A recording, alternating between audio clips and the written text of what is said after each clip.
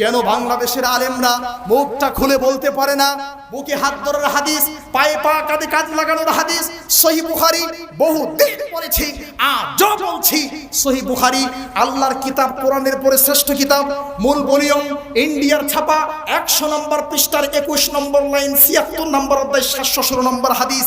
দেখেন নামাজের সৌন্দর্যতা, নামাজে রফুল আদায় করা যায়।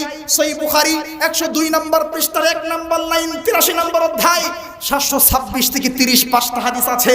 একবার রফুল আদায় করলে 10টা নেকি। নামাজে বুকের উপরেও নয়, নাভির নিচেও নয়, এভাবে হাত ধরার হাদিস আছে।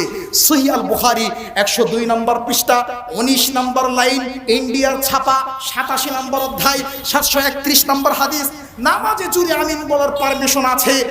আজও পর্যন্ত আল্লাহর নবীর দেশে আল্লাহর ঘর কাবাতে চালু আছে, আল্লাহর নবীর দেশে আছে। সহিহ বুখারী ভারতের প্রিন্ট মূল ভলিউম 108 নম্বর পৃষ্ঠা, 6 নম্বর লাইন, 13 নম্বর অধ্যায়, 113 নম্বর অধ্যায়, 774 নম্বর হাদিস।